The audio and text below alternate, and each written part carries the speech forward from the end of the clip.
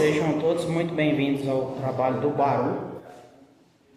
A gente quis estudar essa espécie sobre a valorização da espécie nativa do Cerrado, que tem se intensificado nos últimos anos, sendo impulsionada pelo crescente interesse em alimentos regionais, funcionais e sustentáveis. A amêndoa do Baru, Drypex alata, destaca-se por seu elevado teor de lipídios e proteínas e compostos antioxidantes. Contudo, o consumo in natura é limitado devido ao sabor residual e à presença de inibidores enzimáticos que podem ser reduzidos pelo processo de torrefação.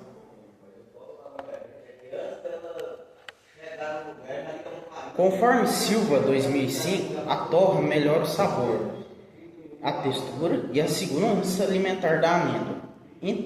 Esse trabalho teve como objetivo principal avaliar a influência de diferentes tempos e métodos de torra na qualidade do Baru, utilizando o forno elétrico e a air fryer, visando otimizar o processamento para uso agroindustrial.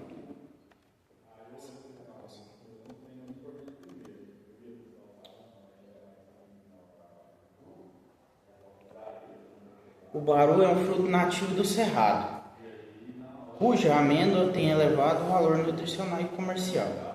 Ele está presente em diferentes regiões e diferentes tempos e métodos de torrefação são utilizados.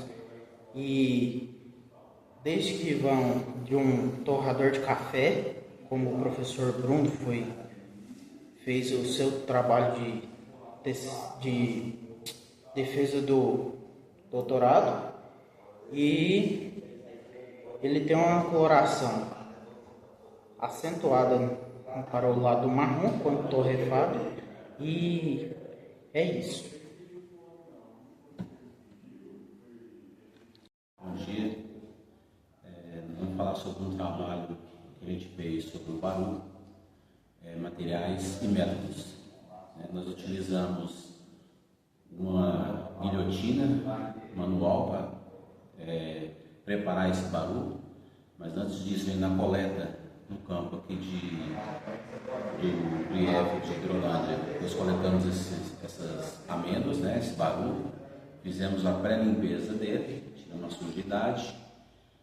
Posteriormente a gente fez a abertura desses Baru na máquina manual, a guilhotina, e submetemos então ao forno a 175 graus por 10 minutos, 15 minutos e 20 minutos. Também foi submetido a air fry a 155 graus, 10 minutos, 15 minutos e 20 minutos. Olá, boa noite.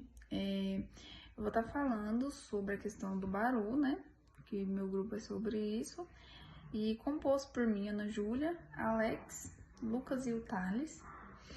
E eu vou estar falando sobre os resultados e observações práticas. Começando pelo nível de dificuldade do descascamento entre a air fry e o forno.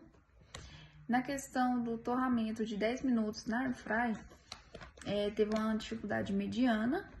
No tempo de 15 minutos também teve uma dificuldade mediana, só que já nos 20 minutos teve uma facilidade melhor para descascar. Então, teve uma diferença aí na parte dos 20 minutos. Agora, na questão do forno, na questão do torramento em 10 minutos, teve uma dificuldade mediana, no de 15 minutos também, e no de 20 foi igual na questão da air fry, já teve uma facilidade melhor, certo? E eu vou estar falando sobre a parte dos resultados, que a torrefação por 10 minutos chegou a uma coloração mais clara e um sabor suave, mas com uns resquícios de um sabor amargo no final.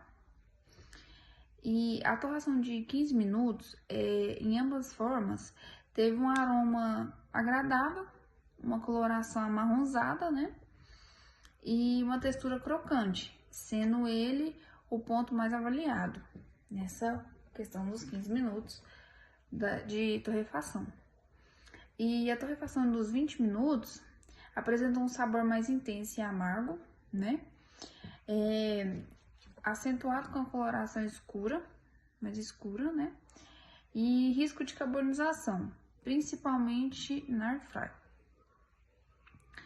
Bom, essa foi a questão dos 10, dos 20, dos 10, dos 15 e dos 20 minutos, na questão da torrefação, né?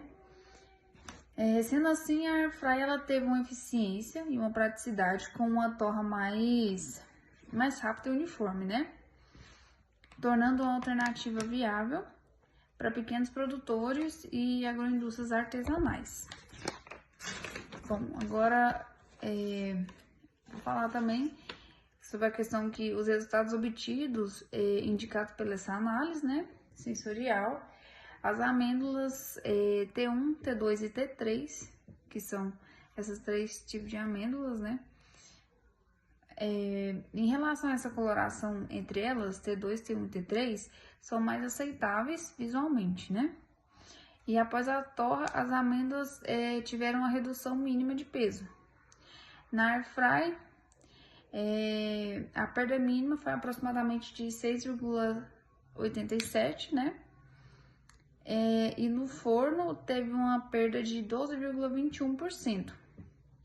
Sendo eles uma diferença de quase a metade ali entre eles, né? E foi isso, a minha parte foi essa. Muito obrigada pelo empenho dos meus colegas, do desenvolvimento com o professor Bruno. E é isso, obrigada. Em relação à conclusão do nosso trabalho, no teste sensorial, ambos os sistemas de torrefação, o tempo de 15 minutos, confirmou como resultado mais promissor pelas respostas dos colegas,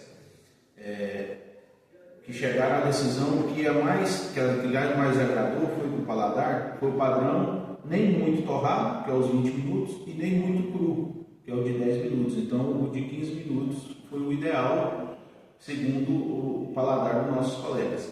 Com isso, a padronização desse processo é fundamental para agregar valor ao produto, estimular a inserção em mercados agroindustriais e gastronômicos.